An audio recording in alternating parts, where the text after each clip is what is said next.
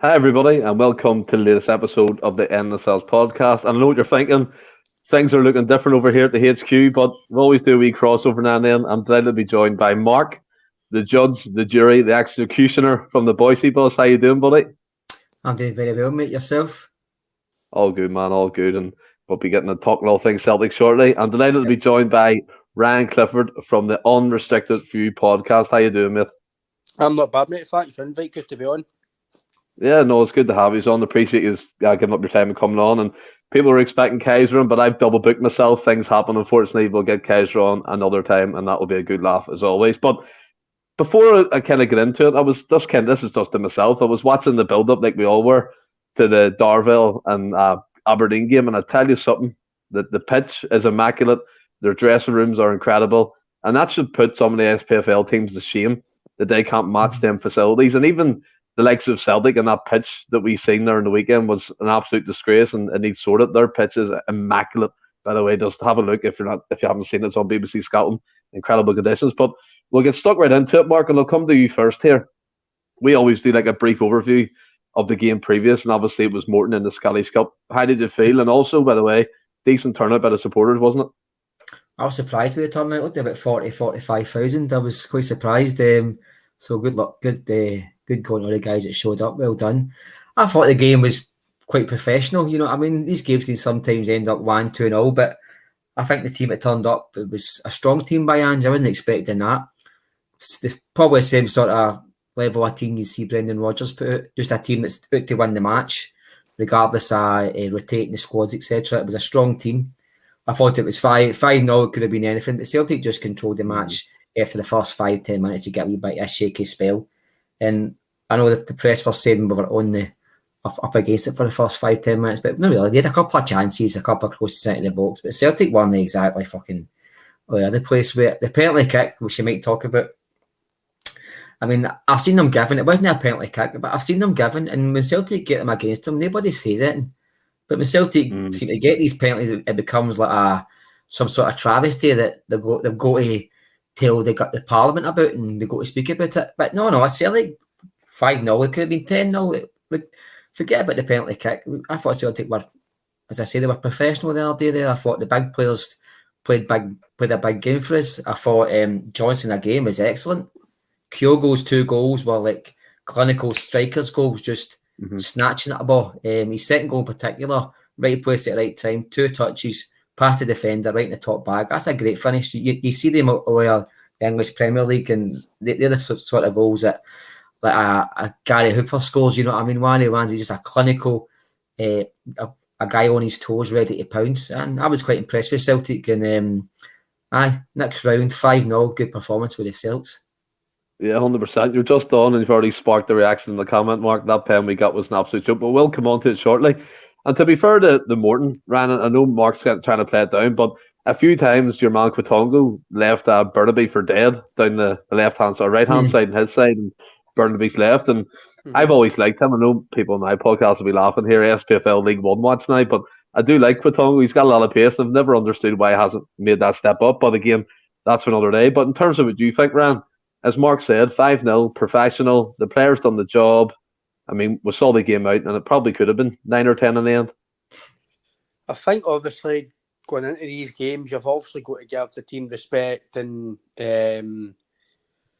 obviously, us in podcasts, we think Celtic are going to win every week. I know that you've not got every divine right to win a game.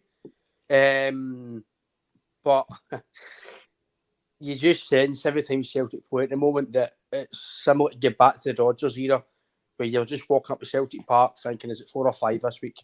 Is it 6? Is it 7? That was the feeling it was with Rodgers, and it's the feeling I get when I watch the Celtic. I think, like Mark says, the game was 5, it could have been 10. For me, Celtic against Morton were always maybe going to get a sniff, but Celtic are too good to just let a team like Morton come to Celtic Park now and win. Maybe under Neil Lennon when he might have made changes. Rodgers sometimes made the odd changes, but this is a different Celtic team now. Celtic are not going to play 4 or 5 youth guys to maybe just give them game time. That's not the way Ange works. He might, if they're good enough, like he did with the boy Bhoycie Lowell, he put him on. That's because he's maybe good enough now to maybe come in. Certain fans might say some of these guys aren't, but at the end of the day, you've got to trust the manager. But I think, like Mark says, that I think it could have been anything. If really Celtic wanted to really turn the screw, I think they could have turned the screw even more. But sometimes I think it does come out your head as much as people think it shouldn't. Right, it's 5. We'll just keep it at 5 because I think if I actually says before the game to a few of my mates and that, texting and that, I say, see if this goes maybe 9 or 10, it could totally demoralise Morton's playoff hopes. It could demoralise them. So again, I know players don't always think like that, but you've seen yourself on the SPL, it goes to maybe 4 or 5, and you kind of just sit off, you just kind of play about the game. But in terms of Bernabei, I don't know if you'll speak about him, but I do agree with you in terms of that as well. I think about Bernabei, I think it's just about game time. Us as Celtic fans, we are really, not always, some of us are, as soon as they don't make an impact, it's right, he's not good enough anymore for us. And I think sometimes you can't just always judge a guy with a few games. And now he's going to run of games. Yes, he does look a bit raw and babyish and young, but I've got a belief in him. I can see what he's got, and I hope maybe Ange, another season or 2 seasons with Ange, it can maybe make him into a very good left back. Yeah, I think Bernabei, to me, anyway, has all the potential going forward. It's just his defensive play at the moment is where the questions are going to be asked. I mean, if you're getting ripped apart by a League One right winger and you go into the Champions League next season, that's kind of a bad place to start. But hopefully, like you said, a couple more months on their hands, Postecoglou, get the training under his belt, learning from Taylor, he grasped that side of the game. But I mean, coming back to you, Mark, me and McGrandon were sitting watching, who has joined me in the chat today, and we always said we start really quick, and Ryan alluded to it. We kind of go off the second half where we're just passing the rig. It becomes more like a training exercise. But one player I do want to talk about is F.A. Ambrose, now cult hero among Celtic supporters, and obviously a part of that Barcelona squad that we won 2-1. That was probably the most unexpected thing in the world to have, especially have him in the team and where he is now. He kind of gave us 2 assists now. I labelled that in the topics because he messed up one and then the handball. But let's talk about the VAR incident. There was no one's seen it. Let's be fair here, right? We have to be fair and kind of, if we see it, we'll call it.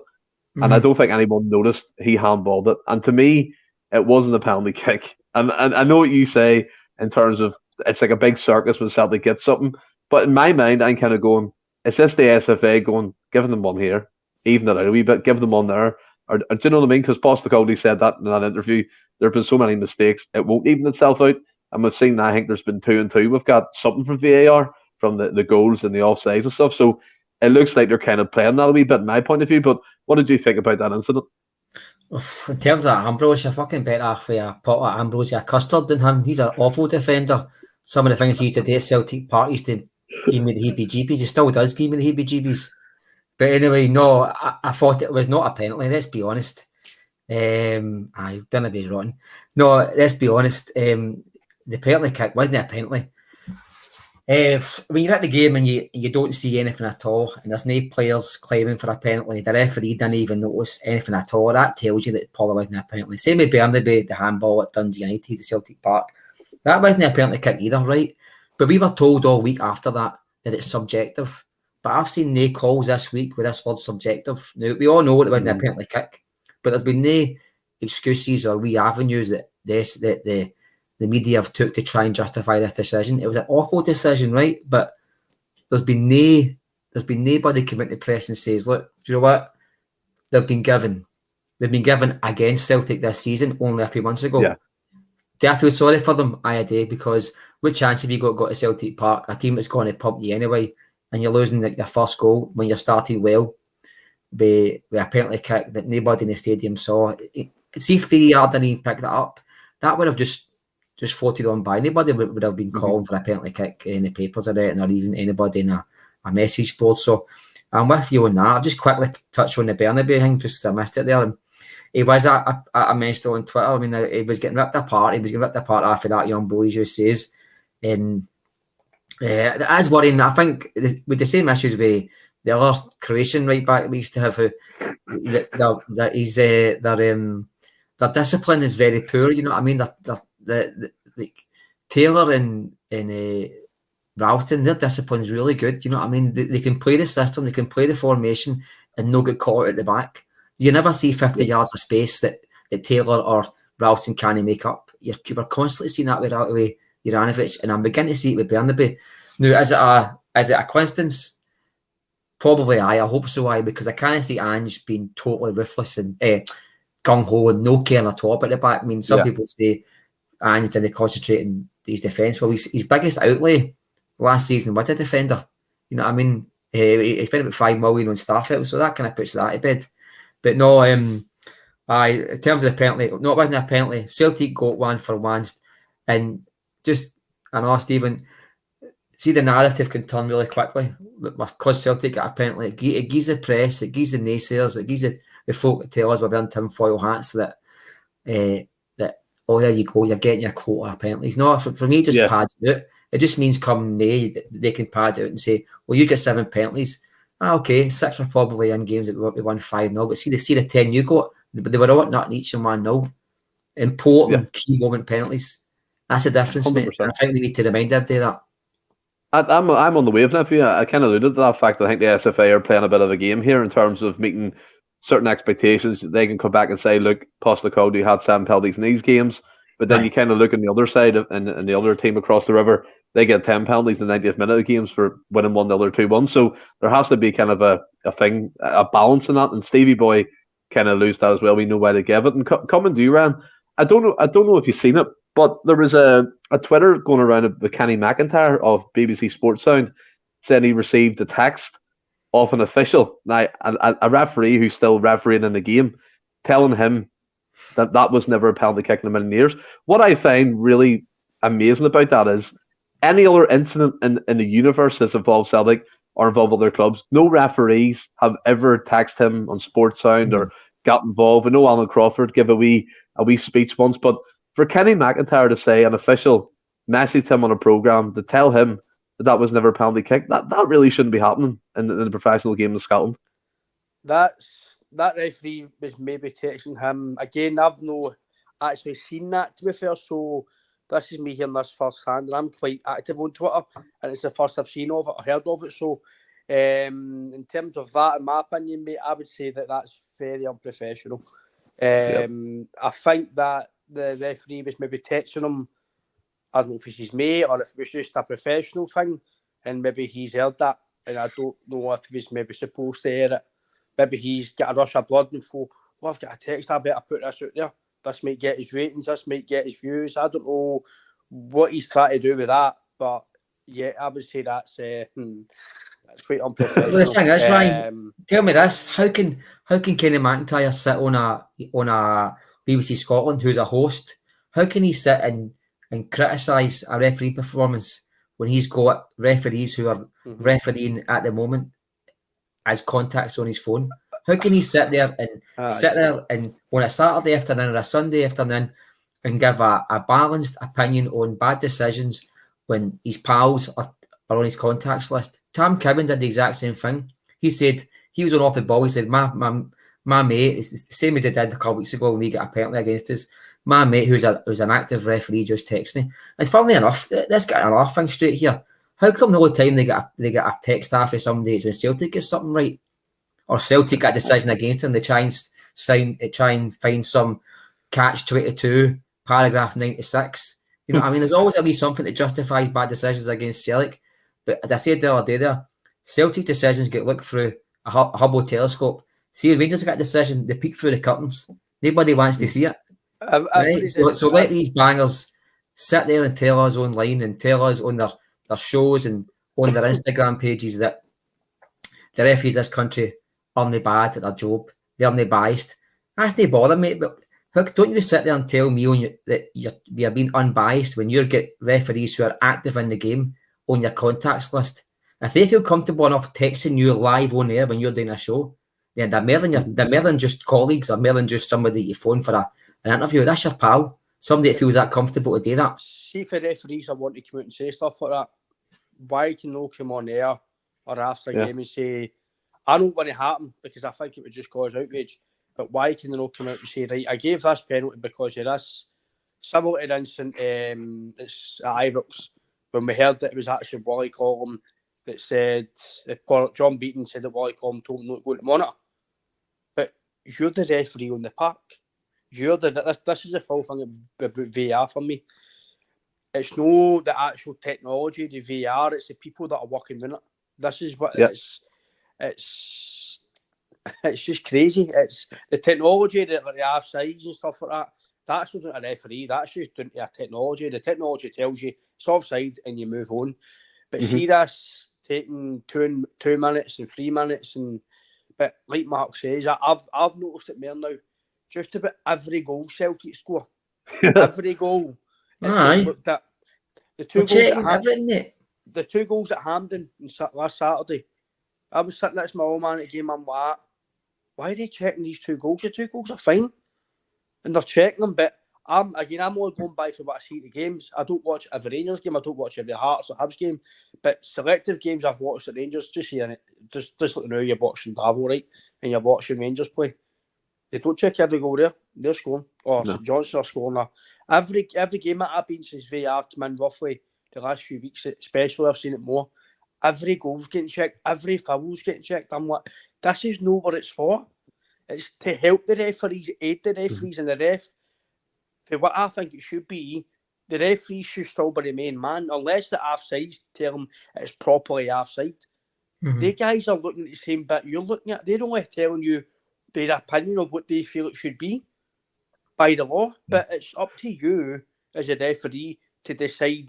You're the referee, you're the main man. So I'm agreeing as well, Mark. I don't agree why anybody should be texting somebody as well. So that's a personal conversation, and the fact that he's heard that as well, I don't think he might not be getting a text again after. But see, to be fair, like we all wouldn't have cared if the referee of the weekend went over to the VAR monitor and said it wasn't a penalty, because that's how it should be used. If he can make that decision, come away and say, no, it wasn't a penalty kick, we wouldn't be sitting here crying going, what's going on here? We all know, we can see, we've had them decisions against us. All we want is fair refereeing in the country. But again, we could talk about this all night, Mark, because Mark went on endlessly, as David Logue said there, about that situation. But I mean, to be fair, like as Charles Smith, I think, said in the comments, why can he not name the referee who texted him? That's another issue. Why can you not say who said this? It wasn't a penalty kick? Because we get a lot of opinions. It was live on there. He said it. He said it on BBC Sports, and he was text. So it's incredible. But here we'll move on to some good things, Ryan. And we'll start with, the man at the minute. I don't know, this is making me feel a bit weird saying it, but Aaron Mooy has been superb. And everyone knows who watches this podcast. I still really, in my mind and in my heart, I don't rate him at all, right? I think he's slow, he's laboured, right? But you mentioned stats and stuff, and his stats, they're to be seen. He's assisting goals, he's scoring goals, he got a double at the weekend, a penalty kick and a good finish into the bottom corner. And he's kind of took O'Reilly's place. Now we all know O'Reilly ran. He probably did need that rest. He looked a bit jaded. He helped us out a lot playing Conor McGregor's 6th role when he was injured. But on Aaron Mooy himself, is he a true bit of business that was done on a free transfer? Oh, it's fantastic, mate. I was big on him when we signed. Obviously, you know of him from playing down south, and obviously international wise, and even though he wasn't really playing in China, he was always playing in Australia. And for me, that's a big thing. That tells you that the manager trusts him, and he's a big part of obviously their system. I got a bit more knowledge on our podcast speaking to a boy Harper, and he lives in Australia, and he was saying he's a massive part of their lead up to the World Cup qualifying and stuff. And you don't really play, in my opinion, in the Premiership with Brighton, etc. for a level of time he did if you're not a decent player. I think maybe because he came from China, fans were thinking, right, he's a free transfer. Why he came here? We don't understand it. But I was the same when we signed McCarthy and Joe Hart. I was like, brilliant signs, experience. I know McCarthy was injured. But in terms of experience and address, the only snag with McCarthy, as we all know, was the 4-year deal. See, if he came with a 2-year deal, nobody would bat an eyelid if McCarthy come for 2 years, because he has experience, he has got ability. It's just unlucky for me that the guys who are far better than him.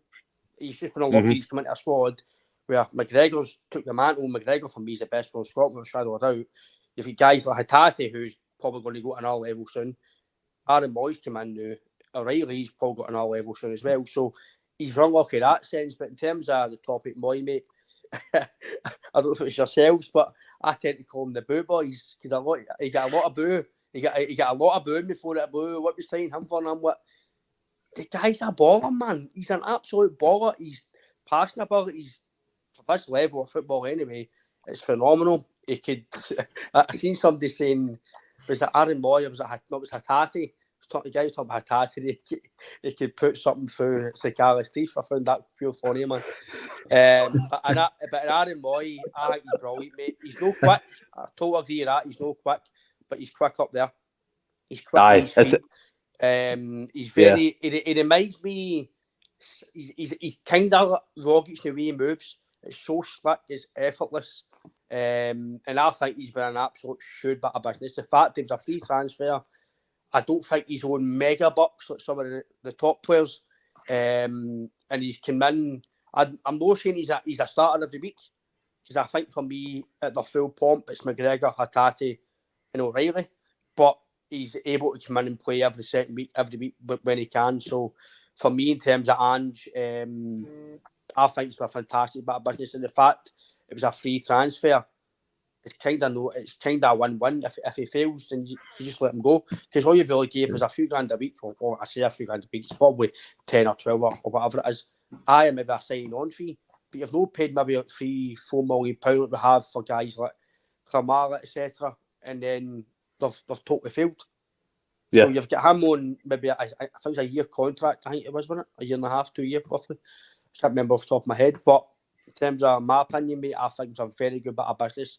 At the start when he signed, and then now it's even better. In terms of the squad as well, it's a very experienced guy for the squad. I think, to be fair, like the definition of a slow burner, Mark, is Aaron Mooy down to a T. Like, and when he first came into the team, now to be fair to you, Aaron, I agree with what you said there, but in no way on earth does Aaron Mooy move like Tom Rosick. Aaron Mooy moves like a transformer. He can barely move them legs. But I do. In terms of the way he looks, it's like yes. He spins. Yeah, it's speed of thought is fantastic. And as you said, Ryan, the way he can pass the ball, move it quickly, it almost looks like Mark, he's going to lose the ball 9 times out of 10, but he manages to sneak it away at the final bit and he moves into the box and now he's getting the goals. What do you think about him at the moment? He's quite cultured. That's what I would say about him. That's how I would describe him. He's quite cultured. He can spot a pass. He's always been able to spot a pass. Even when he was playing poorly, his passing was always pretty good. His impact in the game wasn't very good. He was getting into the wrong areas. It was so good to get into the good areas. But since the World Cup, he's upped his level. He's upped his game. And he's definitely looking at somebody who can fit in a Celtic team. I didn't think I've looked at the players that we brought on and I was trying to kind of round them off thinking, does he fit the Ange kind of philosophy? And he didn't fit. I mean, even the new thinking it, I don't think he fits the philosophy. No. But we've found a way to make him work. And he's done it really well. I mean, you could even say Tom Rosick last year. I didn't think he was going to fit in, but I think probably had his best season for Celtic last year. That's another story. I thought he was, if he left in December the 1st, I would have said he was a failure on his couple of months he had. But sometimes, and I'm guilty of it, you judge players too quick, but he was really poor. He was really poor. But since then, he's been fantastic. He had a good World Cup by all accounts. So I'm happy to see him playing well because if these guys prove us wrong, they're playing well for Celtic, and that's all any is want is to see the Celtic team play well. As far as I'm concerned, we've been needing that guy who's able to put the ball at the tap because I'm fed up seeing Kyogo making these runs and nobody spotting him. Hatate's the kind of guy that would give the ball along the deck.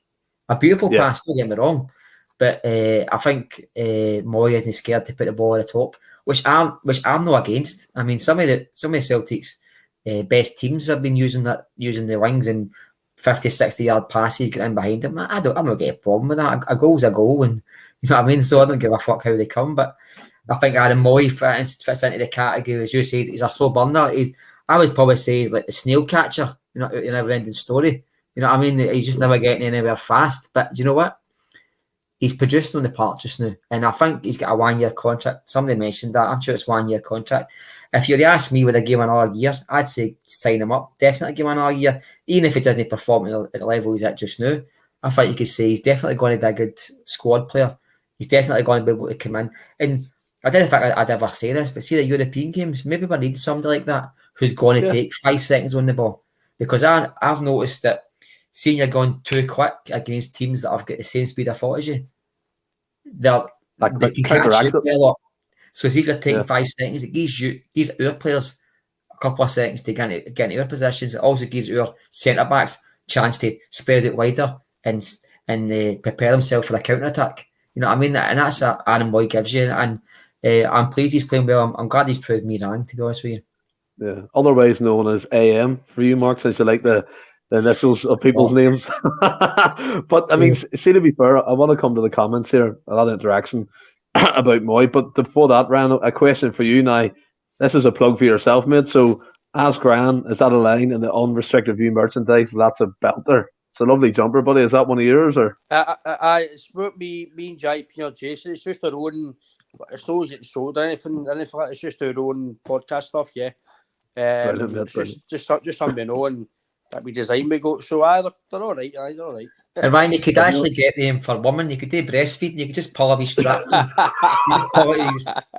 I'm just trying to give you a market you've not tapped into, mate. I don't know where this conversation is going, but here they're available on boohoo.com.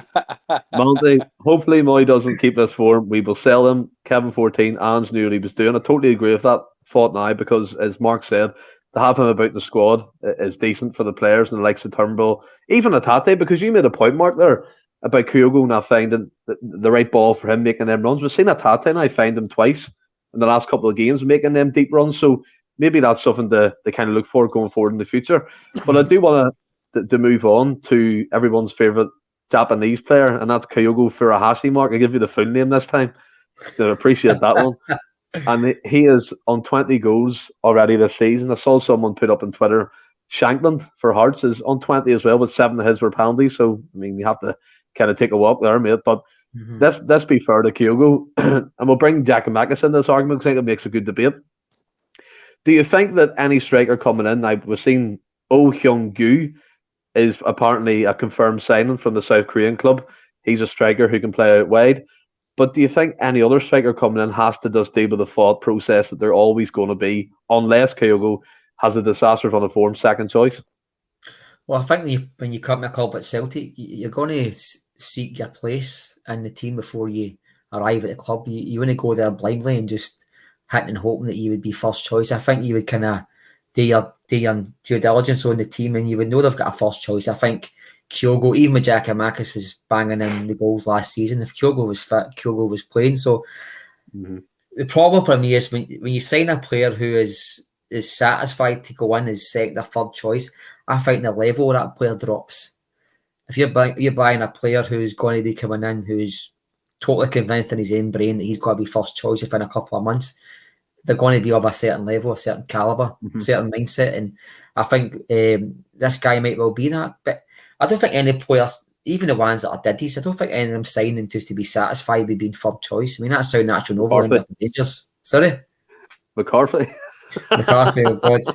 Well, I think he got opportunity to come up the road and earn 10 grand a week and get a 3-4 year contract. I think he was happy with that. I think there might be I think Celtic might be paying for his UEFA license or something. You probably find he'll start doing coaching very soon or no. I think you find that out. I think, but no, I think Kyogo's firing all cylinders. But what we find out with any player, any confidence player, which Kyogo I think is a form goes up and down. So we're going to have somebody who can not only cover for injuries, but covering through bad spells. Okay, Kyogo's not had very many bad spells in terms of goal scoring. I think his longest spell without scoring maybe been 3 or 4 games, which isn't a travesty. But he's had a lot of spells even this season where he's had poor performances. He's maybe only had a couple of touches during the match. He's kind of like drifted out of the game, and you can get away with that. See, you win 4-0 and you get 4 different scorers. You can get away with being on the periphery of the match. But see, when it's come to the kind of blood and guts and you're looking for somebody who's on the ball constantly, going into space, harassing defenders, winning headers, and just being a pain in the arse, Kyogo lacks that sometimes. Yeah. And I think any striker that's going to come in is going to be a totally different type of striker. He's not going to be your number 9 type. He's going to be a mixture of 9 or 10, and somebody can play off the shoulder, but somebody I think is going to be a target man, Stephen, to be honest with you. Yeah, I mean, it's interesting as well, Ryan. As Mark said, I wouldn't be happy if he's coming under the premise he's going to be second choice, because you want that player to and push himself the hardest, the optimum levels that he can reach. But it's interesting to me that he can play out left, and I know the majority, or if not half of the games he played in South Korea, came from the left-hand side. I think over his time there, he scored about 24 goals in total. I think it's about 60-odd games. And he's 22, 23. And, I mean, Heung-min Sung, the Tottenham player, apparently dubbed him the most important South Korean player for the future. So that's quite a title to have. But we all know players who get titles more often than not end up falling by the wayside. But let's not hope that's the case. But with Kyogo, you're signing that player who can play a different position. We've seen this with Ange Postecoglou before. Maeda can play up top, but he plays wide. Abada can play up top, but he plays right-hand side. Is this basically, from his point of view, given that mantelpiece to Kyogo, but to know he has the security where he can play the other guy in that striker position because he's played there before? I think even if we do sell Jackie Marcus, which I don't think's a foregone conclusion, I think there's a lot of things behind the scenes that I think need to be ironed out first, because if he was going to go, if it was a straight, I think he was gone. I think he'd be gone by now. There's been 2 or 3 weeks gone out the window so far, so you've got a week or so left. So there's no lot left for Jackie Marcus to leave as well. But on Kyogo, obviously we're talking about nobody who actually come into a club, especially Celtic. They're not going to come into this team and think, I'm going to be second fiddle. They're going to be trying to be the main man. And see, to be fair, on on his Champions League exploits, we can buy better if you look at his European record. But you can't take away Kyogo. He is the main man in terms of Ange. People have got different opinions who they prefer and what type of system you play and who you play. You can see his finishing ability is superb. He's a natural finisher. I know he can play out left, Kyogo, but I think he's wasted there. There's just no point playing him. If you play him at left, he's better sitting on the bench. I feel he's an out-and-out striker. Maeda, I think he's turned into a winger now. I think he is a winger. When he first came in, I was like, I don't know what this guy is. Is he a 10? Is he a 9? Is he an 8? Is he a winger? I don't know what he is. And then now, he just seems to me, he looks, I know he can play up top, as Mark says as well. I think he's made a winger. And you're spoiled with choice out wide. So, but in terms of the strike options, Kyogo for me, he is the main man.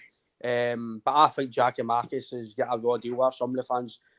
Some of the stuff I've seen from him is ridiculous. Again, it's just my opinion. People might say it's reasons why they've said it, but Jackie Marcus for me has been a deadly striker for Celtic. If he's, I want to stay. I don't want him to leave. I don't want him to go, because for the value we got him for, if you sell him and bring this guy in as well, you've still only left with 2 strikers. So, in my opinion, you need at least 3 strikers, in my opinion. Especially, we've still got a cup to win. You've still got a Scottish Cup to go and win, and a league title. It just takes Kyogo to something to happen to him, and just snuffed. If you've got one striker who's no proven, we don't know of him yet, it might take a few weeks, a few months to acclimatise to the place, and then he's injured, and you're left with either Abada covering for a few games or Maeda covering for a few games. For a few games, it's fine at Celtic. They can cover for a few games because they'll get chances because your midfielders and wingers will help them. But over a long stretch, I don't want to two are good enough yet to play for Celtic, in my opinion, constantly. It's got to be Kyogo or somebody who's a proven marksman. Like Mark says, well, he's finished at the weekend. The guy's top notch. He is top notch. But I think in terms of next year, because in my opinion, I don't want to come out and say the league's finished, but I think we'll win the league, and then we'll obviously get back into the group stages. That's where I think Ange and Kyogo, a few other guys, all get fully judged now, because they've had a year out now, and then we get again, and if you don't really score any goals, the fans go, right, maybe we need to buy somebody more experienced for you, which I do. I believe that anyway. I think in the summer that's our big priority, is go and get a proven goal scorer for Champions League, because I think we need it. I don't think you can justify just to own Kyogo, because it's no fair on him either. He can't have the burden on his back. Like, I need to get the goals. If I don't get the goals, who is? Because we've seen it last year. If it wasn't for 2 or 3 goals for here and there, for the attacking side, there was nothing else coming. So But I think we all know Kyogo is Angie's favourite player. He is Angie's golden boy. He is, the stats wise, it shows you that he's been superb, and that's him missing games as well. And let's be fair, Lonnie Shatner's done well, but he's nowhere near Kyogo. Kevin Nisbet's nowhere near Jackie Marcus or Kyogo. So they two, if anybody's like they two, then that's your opinion. But it's this is why, I know it's a bit off topic, but this is why I think sometimes in the past the club have been let away by shite because some fans accept shite. So see, like if we sign Kevin Nisbet, would I be happy? What the hell? Even if you're fourth choice striker, you don't buy players to be fourth choice strikers. You buy guys to improve your squad. That's the thing, Ryan. When we're linked with these players, listen, before I even say this, there's nobody in Scotland that makes Celtic better, right? But see, when we're linked with these players, you'll see this phrase on Twitter, and they'll just say, he'll do a job for us. I'm looking for somebody to do a job for. I can do a job for you. I want everybody at Celtic signed to improve us in some way, shape, or Mark, form. See the issue, right? And this is actually a good debate. I'm enjoying it. See the issue as well. Ryan's saying they're bringing a first striker. In my opinion, unless you're absolutely insane or towards the end of your career, like a 34, 35-year-old who's experienced that will do that job coming on one every 16 games or whatever, you're not going to come unless you're guaranteed game time. And I mean, let's look at this. Cluns McNugget. If Kobayashi on the left, we can play free at the back now. So essentially, they're 3-5-2. Do you think sometimes it needs a bit more flexible in terms of including players who may feel left out if you're getting other striker in or potentially a third? Well, what we've seen so far is Ange seems to have found a wee system where he's actually keeping the players happy because they're all getting a wee bit of game time. That's how I didn't think we should have played 6 youth players on Saturday there, because what does that say for the guys who are in the first team every week who are just not getting a chance? They deserve the shout up before the youth players do, in my opinion, because you've got to keep them happy too. But I think Ange has got a formula where he's keeping certain players happy. There's got to be ones that are never happy because they think they're too good to be sitting on the bench. But in terms of 3-5-2, no, I don't, because something's got to give. If you go 3-5-2 as your formation, what you giving up? You're giving up your inverted fullbacks. You're giving up the width to put. You're giving up Jota. You're giving up Maeda. What's happening there? Are you playing two defender, 2 fullbacks? Or are you playing 2 wingers? I mean, when you're defending, I mean, is Callum McGregor slotting in there as the 4th defender? Something's got to give there. You know what I mean? And I think 3-5-2 worked for Celtic under O'Neill because it was different times. But I've nothing against the 3-5-2. I think it works. It can work sometimes. I don't think it works in Europe. To be honest with you, I think you've got to be a bit more pragmatic in Europe. I think maybe one up front suits that at Celtic, because see when Celtic attack, they attack with 7 men. You never see 2 men going forward. When Celtic are on the attack, you get 7 men going forward. The only ones at the back is Hart, Carter Vickers, Starfelt, and possibly you'll see one of the fullbacks stay behind a wee bit. That's all you get. I think 3-5-2 for Celtic is something of the past. I'm not against 2 strikers, because I think, see if you've got a different type of striker, for talk's sake, like see if Abada was classed as a striker. See if you've seen Abada and you forget he's a winger. Abada's the guy that comes in after the wing. Fairly often you'll see Abada at the edge of the box. So Abada is, in all intents and purposes, a striker. When you think about it, unless he's an out-and-out winger, which you very rarely see him doing. He's not like James Forrest who goes out to cut back in again. He's constantly drifting in. You know what I mean? Yeah. And I think that if you're going to play 3 at the back, you're going to have to give something up. Something midfield has got to give. You know what I mean? It's a bit of bartering. You got to give and go when it comes to your formation, and that's what I think Ange's got the formation correct, because he's able to play one striker and yet have the flexibility and the manpower that when you're going forward, you're attacking that box with like a blitzkrieg. You know what I mean? It's just everybody's all in there. Run at defenders, we're pressing the width we've got, we're pressing fullbacks, we've got somebody pressing their midfield, their centre backs are harrying. Celtic have got all that with one striker, so I don't see the need to have a second striker. But what I'm saying is that if you're signing the striker, Jeezy got unhappy really quick, a year and a half, and he wants to be out the door because he's not getting the game time. So effectively, is that the situation we're going to find ourselves in regardless of who comes in? I think so, man, Stephen, because I think, as you said earlier on, if they're happy to sit on the bench, you don't want them. But I think Jackie Marcus, I think there was more to. I think, see, reading between the lines, I think his agent has put it out into cyberspace that Jackie Marcus might be ready for a move. And that's how agents work. All they go to do is phone a couple of guys in the press and put a story out there, and it gathers legs. I think they came back to the table with Celtic. They've tried to force the issue, and it still worked for them. And they saw the offers on the table, and it's not been good enough for him. I think all the thing I disagree with you, Ryan, is I think the only reason why we've not signed that boy yet is because I think Jackie Marcus has got offers on the table. I think he's just picked his offer.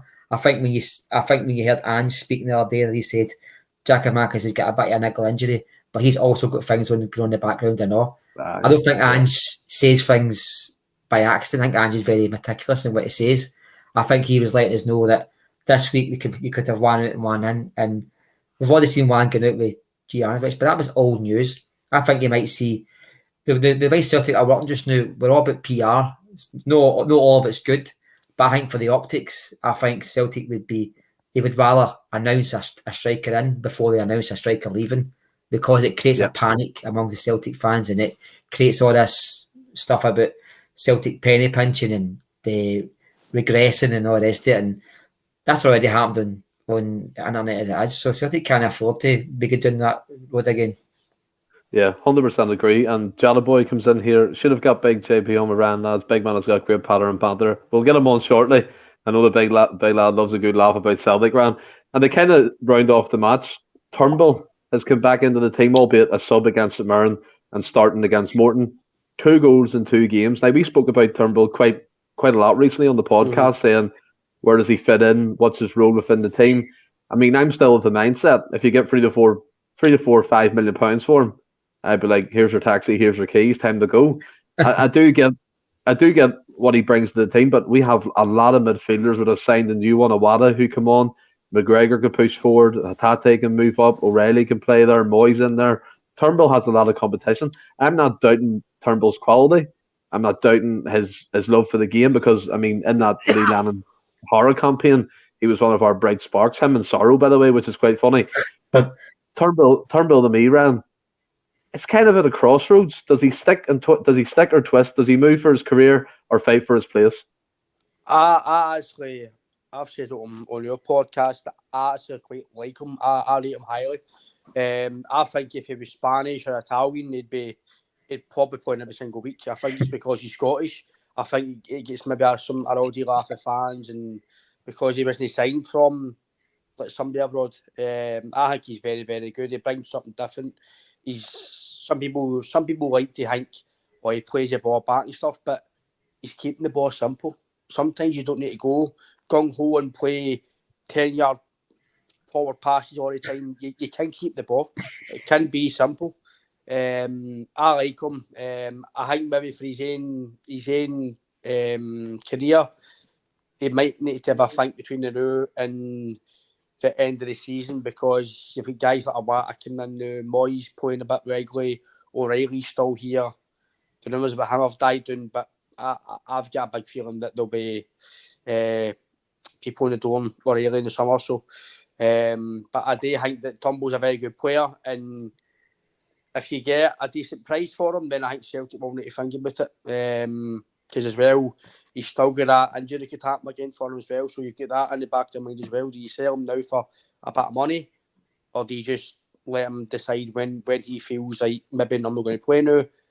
Let's go. But if Turnbull stays, I'm happy, because I think it's better. I don't think I wouldn't want to go the now, because I still feel we need as much quality in the squad to the end of the season. I know people are saying, myself included, that maybe the league's just about settled, unless they're barring an absolute collapse.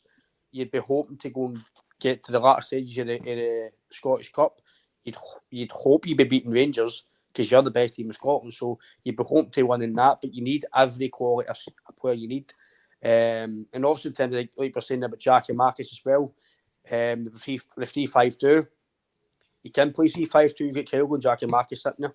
They two would absolutely rip through that league. I said it on your podcast, if they two were up front and you played them the way they should be played to their strengths, they two would get football season neighbour. Kyogo's at 20 himself. He's not really performed in terms of his performance levels to what we've seen last year. JUDGE Marc has 6 or 7 and 9 or 10 starts. And he's hardly played all season. So imagine they two played up front all season. I think, Ryan, you lose a bit of creativity. See when you take away one of your midfielders, like if you're bringing in JUDGE Marcus, you're going to have to barter. Who do you get rid of your Jota or Maeda? Or do you get rid of Hatate or McGregor? You're probably right, mate. There's got to be that. I mean, I think you lose a lot of creativity when you take away one of that front four as such, because they've all got their own specific role in the team. And if you can't take McGregor out, but you can't take Hatate out either. You can't take Jota out. Well, you can, but you can't take Jota's possession out the park. You can't take Maeda's possession out the park. So if you're going too central, although I did see Kyogo playing further left under Ange Ibrox, I didn't like it, and I see them doing it for Japan. He didn't get a good write up. I think they were pressing Japan, was saying left hand side isn't his thing. He's a central striker, and that's about it. You know what I mean? He's no one for playing on the wing. I think if you're going central and you're going to have to, and I agree with you, Celtic should always have 2 strikers. And I get your JUDGE Marc, you're a big man, you're a wee man, Chris Sutton, Henrik Larsson, it should work. But if you're going to go with that formation, and especially the 2 types of players, the 2 of them are quite. I mean, they're no fluid. They're very specific types of players. So if you're getting 2 up front, you're going to have to. You're gonna have to lose somebody somewhere else, and I think our creativity, we've all got a specific role in that team, and I think if you're taking even one piece of that jigsaw out, it doesn't operate as well. I don't think it's just my opinion on it, mate. I'm not comparing it, but we all seen the absolute dross. We've seen when Neil Lennon changed the formation like a 3-4-3, 3-5-2, trying to play El Nusi on the left hand side of a wing back formation for us on the right. It didn't work. I get what you're saying. But Ryan, equally I get what you're saying as well. I mean, if we played them 2 together, I have no doubt that we could just ping it up to them and score for fun. I know football's changed now in the way we play, probably the way football's evolving. You're playing, it's people say it's 1 up front, it's no, you're basically playing with 3 when you're attacking, but your 2 wingers are going, so you're basically playing, Mark, so you're playing with 7 or 8 going forward. It's no 1 up front. Yeah. When you're going forward, the full team going forward, and then when you're defending, it goes to that system. So, but for me, I've always said, as much as they're doing well in this formation and we have been in the past, I feel, especially at home in Scotland, you should always play 2 up front. Always. I've always said that. I've always wanted to play 2 up front, but the way we're playing now, I know we've said it's not really 1 up front. You're playing with basically a full gung ho. Well, I mean, when you see Alistair Johnson pop up in the box, you're playing about 10 players up front. See if we're drawing 1 each and we're getting beat, and you see us bring on a striker for the last half an hour, you watch our possession game change. Our possession game won't be tippy-tappy down the wings or tippy-tappy to the box, play it wide. It'll look very focused on getting the ball into the box as early as possible, or at least as much as possible. And for 90 minutes, I don't think that works at Celtic. I mean, even when we bring on an emergency striker for the last 20 minutes, if we're needing a goal, I don't think the performance level is what it is when you've got 1 striker. And I'm with you, mate. I would love to see JUDGE Marcus and Kyogo get 30 games. I think they would score 50 goals between the 2 of them. I don't think that's out of the question. I don't think that's out of the question. But see, the thing is, I know, and there's actually the worrying thing about Celtic's team is for the goalkeeper right to the subs bench, it is so specific to what Ange wants to play that it's almost worrying that it's too specific. Like it all hinges on 1 man. Like it's a 1-man team. If you put anybody else in that dugout, they wouldn't get the same tune at them. And that's always my worry about this team. Is it's very, every signing we've got has just been perfect for that role. So you look at Maeda, right? As much as I've always had doubts about his ability, you go, if I was to pick an Ange player, I'd pick him. If I was to pick an Ange striker, I'd pick Kyogo. You look at our 2 fullbacks, even though the ones we've sold, Taylor and Ralston have been moulded into an Ange fullbacks, that inverted no scared to go beyond the wingers and no scared to go in the box either, as we saw with Ralston in particular. And that's the worrying thing, that it's so tailored to one man's vision, and it's a brilliant vision, it's a great vision, but it's so tailored to one man's vision that I don't think an even better manager could get the same tune out of him with this team. If Ange was to go in the summer or next year, whatever, I think the way Celtic are modernising, the way we're going, I don't think we'll go back to playing in another way. I think this will be Celtic for the home for a long time. So you can't tell a new manager like that, Ryan. Unless you've got a director of football, that is. You're going to have to get a manager that knows how to do the way Celtic want to work. So i.e. before we were going to get Eddie Howe right, which was happening. Eddie Howe was coming. It's good one. Reasons. He's sacked tonight, isn't he? It's 1-0 to Darvel, so he might be sacked tonight. He's sacked tonight, I think. See, keeping the conversation like on selling players. I don't, as much as I love it, I don't want to waste Postecoglou away just yet. I get what you're saying, but he's in the door at the minute, and hopefully Everton don't get any ideas after sacking Lampard. But I don't see him going there either. But keeping it on Turnbull, Mark. He's definitely on your list as well, by the way. Oh yeah, 100%. But keeping it on Turnbull, Mark. Where do you see him, and what's your opinion if we did let him go? I would probably similar to yourself there, Stephen. I think if he was to leave the Mora, I wouldn't exactly lose any sleep. I call him the tornado. All I think he does is just twist. He just spins in circles. I think one day he's going to drill a hole in that ground and find fucking crude oil. I think that's why they bought him. No, I get what he's done. He's there to slow the game up and he's there to create space for others. I get his game right, and somebody mentioned that he's good at scoring goal for a long distance, but I'm not a big fan of him. I'm not going to lie. I think in the pecking order, I think he's almost... I know he's got a lot of game time under Ange, and that's one thing, right? He was getting starts until his injury at Hampden, but I think he's at the bottom of that list. I think O'Reilly and Hatate gets games before him. I think Haksabanovic might get a game out wide, and they would slot in Mooy rather than giving Turnbull a game in the central midfield. I think they would do a lot of permutations before they would give Turnbull a start. And I think that proven with the fact that you don't see Turnbull start many big games for Celtic. And that's when you suss a manager out. That's when you suss who he really trusts it. And Turnbull fits into the category where I think he's a good squad player to have, but as you said, Stephen, see if you can get £5 million for that guy tomorrow. As much as that, even I think you take it, you wish him well, and tell him that the door's always open for him should he progress and become a better player.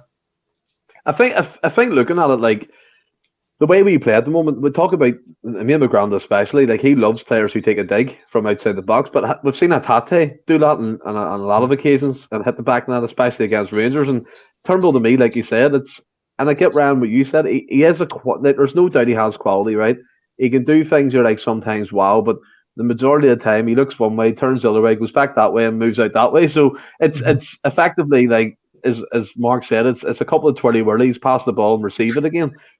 But if you get $5 million for him, that's a great bit of business by Celtic, and it's a game with Postecoglou spoke about before, being aggressive and agile in the transfer market, which we have been up till now. But before we move on to the gaping hole at right back and Mark's favourite subject, just a quick word about the pitch, Mark, that we were playing on. For a club of our size and our stature, and we had the cheek to complain about the Hampden surface. Ours was probably just equally as bad. Maybe not cutting up as much, but there was a lot of sand at that pitch. Oh, fuck, I saw Wayne's building sandcastles in it. It was an utter mess. For Celtic to spend millions of pounds on that over 2 years ago, I think it was, and to have a pitch of that standard. I mean, Ange Postecoglou, he should have had a clown outfit on when he said that the Hampden pitch was bad, because Celtic Park was... I know we had a lot of rain in Glasgow. We really have had a lot of rain, but the pitch was terrible, mate. I mean, it almost looked brown, didn't it? And it's embarrassing. Celtic should have... We've got the biggest budget in the country, and we should have the best pitch in the country. I don't think there's any excuse for Celtic. I really don't think there's any excuse. We've got all the tarpaulin, all the gadgets, all the gizmos. We can make Celtic Park pitch as good as it can be. Doesn't matter if it's snowing, raining, we should have protection. And seeing Celtic's the premier club in the country and the premier stadium in the country, and it's January. We've played no football nearly all December. That pitch should still be pretty green, in my opinion, mate. And not for me. I think Celtic should be getting getting their ass kicked for the state of that. I was quite embarrassed watching some of that the other day, actually. 100%. I think it started around when Rodgers was there. They ripped it up, trying to put that hybrid type surface in, and it didn't. It doesn't look like it's took well. And you can tell me tonight, you're watching the Darville game, and their pitch looked immaculate. What's the reason Celtic can't be 10 times better than that? Because their budget is zero compared to ours, and they've got that. I can see why people are getting annoyed with it. It didn't look the best as well. So I would say Celtic need to sort it. It's just not good enough for a team at our level. Like Mark says, it's not just Celtic. Park and Hampden that has been not looking the best. Other parks are not looking the best. But like you says, teams at Lithgow Rose and Darvo, and they've all got pristine grass park. So why can we know? Again, that's down to the groundsmen. I'm not a grounds expert, so I can't say why. I can't say why it's not in the best condition, but it definitely needs to be improved, especially if we want to be the way we are and the way we play football. It's one reason why I would actually think Aberdeen would absolutely do Darvo tonight, was because of the part they've got. It would suit Aberdeen, no going to a cow field and dingy wee changing rooms, etc. And Darvo have got an absolutely fantastic thing for Aberdeen to play on. So things like that, I think I've tiny wee bit of cheating, tongue in cheek to Slaughter Hampden. Exactly. Anthony Dunn comes in. Apparently, hybrid surfaces don't deal well with rain. Monty, just to kind of round it off, 100%. Fair part, looking great this weather. Maybe hire their groundsman. I mean, come on, there's something that has to be done there. Rip it up, put a new pitch in, just to make it look good again. But we'll move on, Mark. Bit of transfer activity. Postecoglou kind of confirmed it was happening. Juranovic was in the stands for the Morton game, I believe, and not long after that, he jetted off to Germany. Hertha Berlin, no, it was Union Berlin. Now, I just kind of want to clear one thing up here. The whole ambition side of things, look, you kind of park that to one side. They're third in the Bundesliga. Do you know what I mean? They're an ambitious club. They obviously spend a bit of money. Let's be fair to them as a team. And the way they got on Twitter, by the way, was an absolute loving with the Celtic fans. Never seen anything like it in terms of interaction. But Juranovic going, and I can't remember, I heard all the assists. I think it was on the Sunday show you done with David. Two assists or something. 5 goals, 2 assists. Aye, do you know what I mean? And it kind of, Ralston has better as well in terms of that. But you've always said it, Mark, to be fair to you, and I'll give you credit for it. You've always looked through the whole Juranovic hype and being Croatia's number one right back. It doesn't really look like to me they have an abundance of quality to choose from. But in my opinion, Juranovic was decent for us, a couple of great games, and I think the whole Ryan Kent thing, everyone will just remember that, and in any derby game in the future, kind of have them in his back pocket. He, for me anyway, bought into the way Celtic played and was seen his kind of Instagram post, maybe playing up to the fans a bit, but being genuine and saying goodbye, no bad words to say about the club. And going by his record in previous clubs, 1 to 2 years was his maximum. He got what he wanted. He moved on. He's moving to the Bundesliga. He said it'll suit his game. £10 million, £7 million up front. What do you think? I think for the club, it's a good deal, mate. I think the valuation was roughly what I said. I said 10 to 12 million is probably going to be the ceiling before the World Cup. Could have been a bit more after it. But to be honest with you, if I was to lose a first-team player this window and for it to be the least impact on the squad, I think it would be Juranovic, because I think the two right-back cover we've got, and Johnston and Ralston, I think we've not got that level of cover in any position in the park. You've not got somebody that can do Hatate's job as good as him, McGregor, etc. I think Johnson and Ralston can do. In fact, Ralston's stats, 51 games, I think. Juranovic's 5 goals, 2 assists, 4 penalties. Ralston's 53 games, I think it was, and it was 12 assists and 5 goals. And a couple of important moments, a couple of key moments in Celtic's season last season involved Anthony Ralston. I think 3 last-minute winners involved that man. You know what I mean? And you're right, Stephen. I did mention for earlier that I get the fact that the crowd can buy into you by being a certain character. But seeing you look through that, you look beyond that. You look at what he was given on the park. I thought to myself, he leaves these gaping holes as a right back. Every time you look up and there's 40 yards behind him. You don't see that with Ralston or Taylor. You know what I mean? And I didn't like that to begin with. He wasn't very disciplined. And you couple that with the fact that he wasn't actually creating much. So I thought to myself, if his defending is questionable, even his biggest fans would question his defending abilities, and he's not giving you a lot going forward. What's he actually giving you? Now I know he was cultured, he was quite silky with some of his touches. He could move quite quickly. His speed of thought was pretty good. But you look at all the goals we lost in Europe like this season. You look at a camera angle. He's in eye shot of every goal we've lost. Every camera angle you see yourself that losing a goal this season, you'll see Ivanovic in the camera angle. And I don't mean like he's a defender; he should be there. I mean he's culpable in some way. He's either out of position or he's giving the ball away. And as I said before, you've got to be disciplined as a fullback, especially an overlapping or an inverted. You've got to be still disciplined. I've not seen a game yet where I've looked at Taylor, who's had a lot of question marks over him, and thought to myself, he's up against a guy who's getting 30 yards on him. I was seeing that quite often with Alston. I mean, I'm not just talking about Vinicius Junior and that boy who's just went to Chelsea. I'm not talking about these guys. I'm talking about bog standard SPFL players we're doing this to him. And you could say, well, it's Angie's formation, it's not his fault. You could say the same thing about Joe Hart. Joe Hart gets a lot of stick for being 40 yards out of goal. It's not his fault. He's told to do that. If you don't do it, you're dropped. Joe Hart gave away a bad pass at Ibrox. So you see that goal, if that was a goal, that would have been an Ange Postecoglou production, but delivered by Joe Hart. That wouldn't have been a Joe Hart problem. That would have been a Joe Hart not doing it quick enough. But see, when you're creating these moments that your goalkeeper's flatting and you've got aggressive wingers and aggressive strikers running towards you to shut you down, that's going to happen once or twice a season. You can't prevent that. You know what I mean? If you're going to play this system, you can't actually be invisible to the mistakes. You're going to find times where you're going to give the ball away. And for me, you're going to need a disciplined fullback that's going to be able to cover spaces.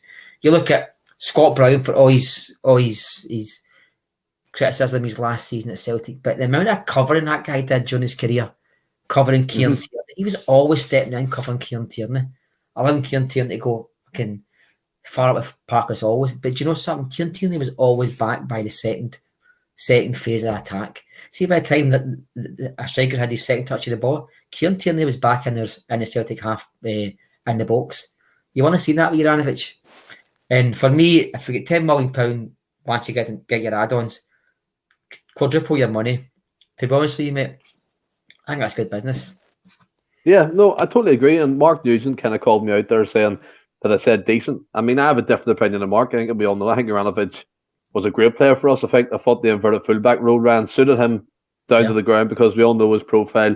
He could play in the midfield. He's done so throughout his club career. But what Mark said as well, I agree. Champions League games, high-profile games, like some Mudbrig, Vinicius had to go of him sometimes in the SPFL. He even said himself, which I found quite interesting. He said he doesn't find it a challenge, which automatically for me means your concentrations went down a level when you're on the pitch against that type of standard. So that isn't great. But I mean, £10 million for me, one of the best memories as well. Brian, the Panika penalty in Europe, unbelievable. They even have the audacity to do that. What's your opinion on the whole thing? I was at Leverkusen for that game, and I've actually got to own video because I need to get this. I need to get it if it scores. And I was like, no way did he just do that on a European stage. Like, no way. For me, I've said my piece on Twitter about Ivanovic. I'm one of his biggest fans. I thought it was top draw. I know maybe what was that Mark was saying, he was culpable for a few mistakes, but there's a few other things that happened in Europe last year that nobody spoke about, like Vickers let go his men, Starfelt let go his men, etc. I think Ivanovic got a bit of a deal because we maybe lost the games. We got him for an absolute phenomenal fee. I don't know how we got that for him, because it was, for me, when he signed, I couldn't believe we got him for that actual fee we got him for. I mean, because his pedigree's phenomenal. His Croatia's right back, no matter who else is going to boot. He's always playing when he's fit. The World Cup, I thought, the first game or two, he didn't look the best, but as the competition went on, he grew and grew, and I thought he was phenomenal. I know there's been hearing these snippets that apparently there's been certain clauses in certain players' contracts. Celtic no confirmed that, so I'm not going to believe anything until it's the same as if a player signs You might get bits of information, etc. But I don't believe anything until that guy's at a scraff at Celtic Park. So, in terms of me, for Janovic, I think £10 million is quite a bit of an insult to Celtic because I think he's phenomenal.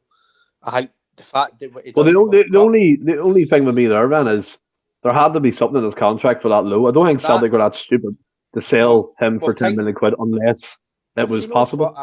We've seen in Twitter and stuff that apparently that's what's been said and put in his contract. Well, no, that is the case. I don't know, but I'm the same as you guys. Is I think when I see £7 million, I generally thought it was a mistake. Where's the zero? Where's the zero on that? We Celtic buy a player for the Polish League, and we Celtic buy a player for the Polish League for £2.5 million, and to be so gung ho as to put a clause in the contract that £7.5 million takes him. I don't think so. I think Anthony Joseph for the Sky Sports confirmed that it was in the contract. I think, I'm going to be honest with you, when you've got a player that wants to go, you've got a manager who's for no nonsense, and you've got a board who's ready to bite your horn off you for money.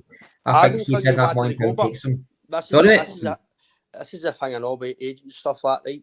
See if his agent doesn't come out and leak that he maybe that there's contracts falling or he's wanting to go, etc.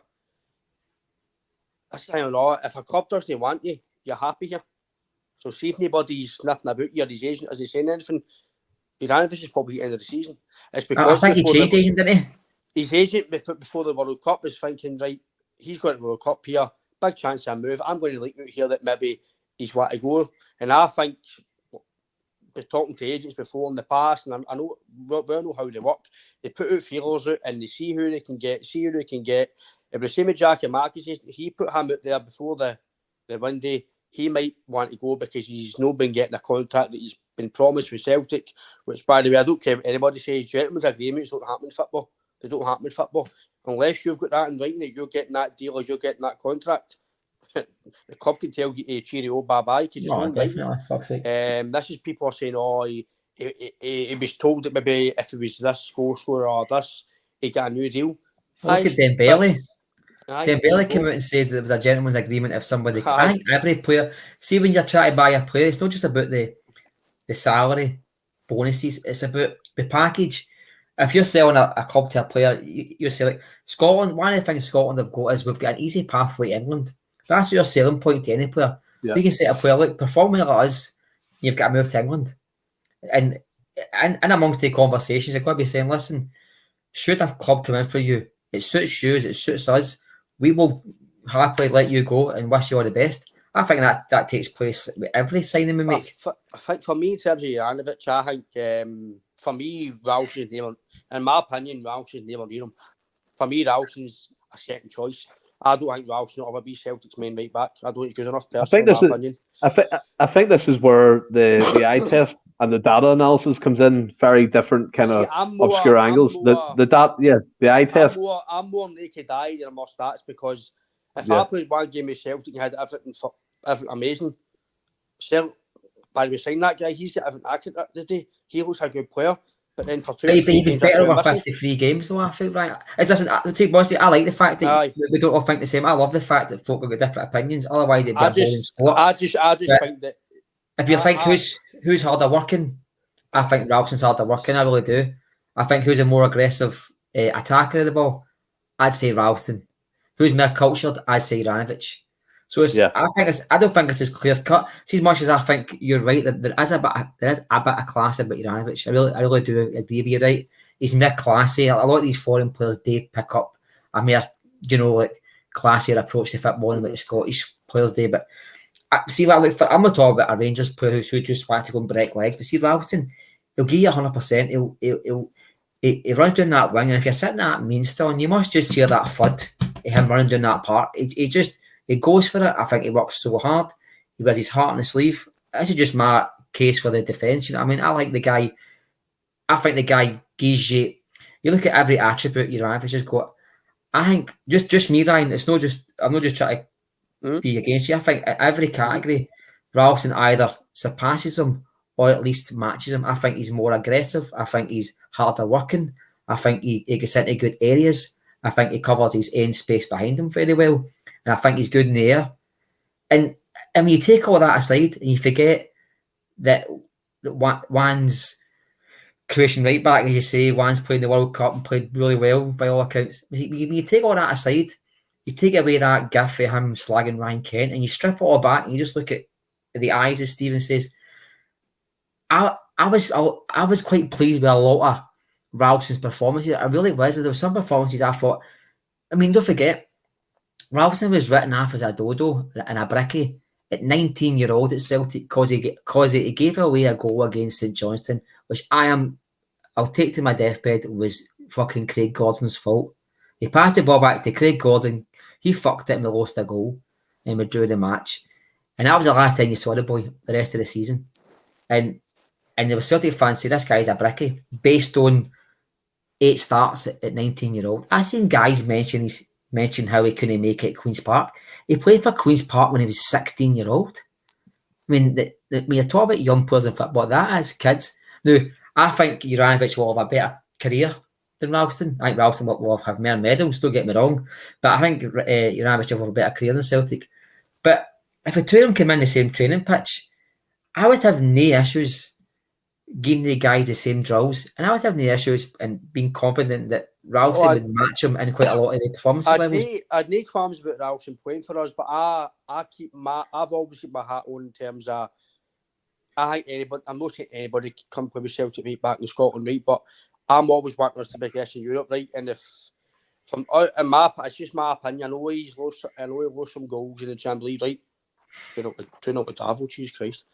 So, so for me, I generally think in terms of, like you're saying, a bit more class here. In terms of, I think Juranovic is more European type player in terms of the way he plays. I just think, and a few, obviously, listen, Arthur Johnson for me is going to be a good sign. So he might kind of take the as Mark says, the JJ effect away from Celtic, right? But I really believe that similar to Lustig, when Juranovic away, that's when people realise how good he was, because Lustig for me was phenomenal, and they get a lot of stick. Oh, he's run on empties. Lustig should have been kept for that season, and they get let go. I think it's interesting.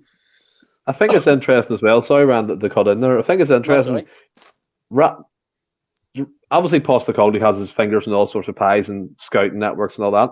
Quite interesting that his next right back was kind of the same profile as Ralston. Wasn't the flashy Juranovic type player. It was a solid 6'1" guy, Canadian, kind of built, athletic, not as quick as Juranovic, but covers the ground really well, can fill in at centre back. So it's interesting he's kind of went with kind of effectively two similar player to Ralston, instead of going out with Juranovic, who could play that inverted for back row like it was nothing. But I think it's fair to say, fellas, our 13 minutes in, we're happy with the replacement. Alistair Johnson coming in, he looks a decent player. But in terms of the podcast, in terms of Juranovic, he's away. We are finished. And Ryan, coming to yourself, mate, give your podcast a plug here, because you do talk and it's brilliant. You've had Barry Bannon and stuff on, Sheffield Wednesday player. So go ahead, buddy. It's a great podcast. No, again, I really appreciate you inviting me on. Everybody listen to the content. Again, we're on YouTube as well as the guys here. Twitter, me, JP, who do the podcast, co-host it, we're on Twitter as well. It's maybe similar to you, it is just a general free phone chat, but we do try and get the details of stuff, and you try and get a lot of guests on for fans as well, and just try and get more into the behind the scenes type of content and that side, because I think it's some things don't get mentioned, i.e. the media and referees and stuff, and I think it needs to be ironed out, not just for us. I think a lot of Celtic podcasts should really mention it, because it's the only way it's going to get out there on a certain platform, because we've got I'm not saying we're royalty, we're nothing like that. We've just got a platform where you can say what you feel, and it goes out there. Us, yous, State of Mind, Hell.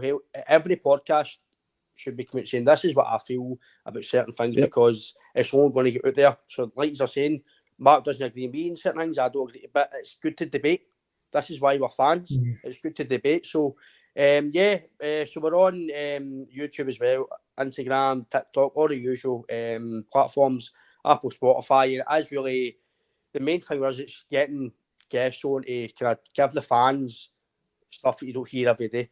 That's the main, it's to get stuff behind the scenes and interviews and proper I guess to say, listen, oh, that's a different define from a professional sense or an agent sense, because you yourself, I could think I'm right, but then I hear a professional or an agent talking, I'm thinking my opinions are terrible, by the way. So I mean, so it's good to hear that. It's good to hear for that side of the game, and I'm thinking, and it kind of gets you thinking as well, right? I need to take a step back and think of things differently. But in terms of the podcast, same as you guys, we're on all platforms. Please subscribe if you like myself and JP. And again, thanks to the guys for inviting me on. And if anybody wants the merchandise, give us a shout. Boohoo.com, but here, great to have you on, Aaron. It's been a brilliant chat. And Mark, the judge, you've got Judgment Day now on the Bhoycie Bus. And I mean, Bhoycie Bus doesn't need plugged. It's probably one of the best podcasts going about at the moment. But again, thanks for coming on, mate. Have you enjoyed it? I've really enjoyed it, mate. I watch this podcast every week. As you know, I'm always putting in the comments. It's one I've always watched. I think, just quickly, I think the reason why Celtic have got a disproportionate amount of podcasts is because there's a mistrust between the Celtic fans and the mainstream media. Mm-hmm. So when you've got a platform like this, or at least a way of expressing your opinions, you've got an obligation to say how you feel. Don't dilute it or what are it doing or hold back because maybe you've got access to the club, maybe you've got somebody on speed dial, maybe you've got sponsors you don't want to upset. Don't ever come away from it with major podcast good in the first place. And this is the sort of thing that we kind of try and stay away from on your pod, and you certainly did too as well. Don't try and take yourself too seriously, but see in the same breath, take what you're talking about seriously. Take the fact that you've got an opinion that you want to express on it for the thousands that are watching sometimes. So you've got an obligation to say your own truth. And if that means upsetting a few folks, that's fine. That's no bother. See, if we all agreed, it'd be a very dull and grey podcast. And that's why these podcasts don't get right now the viewing figures they deserve. But see when the Celtic fans pick up eventually to where the proper Celtic chat's coming from, the proper blood and gutsy, what it's like to be a Celtic fan, talking about bias in the media, talking about referees, this is the sort of pods they come to. Guys who are not scared to tell their truth, guys who are not scared to criticise the club, the board, individuals' decisions, even political decisions that the club make. And long may it continue. Thanks for having me on, mate. I really appreciate the shout. I quite enjoyed myself. Hope I've not scared off your followers, mate, with my rants. No, mate, honestly, it's been a great debate. We went on some different avenues. And again, Mark, that's what it's all about. You're 100% right. And I think we're all different in a roundabout way. The Bhoycie Bus does amazing stuff. The unrestricted view, you do class stuff with players and agents and things. And so, I mean, we're all different. We all offer the same thing. And at the end of the day, Mark and Ram, we're all real. We're all real fans. We don't pish about. We say how we feel. And again, until next time, until Friday, when we're speaking about the Dundee United game coming up, stay well and keep safe. Hail, hail. Cheers, guys. Cheers, hail, hail.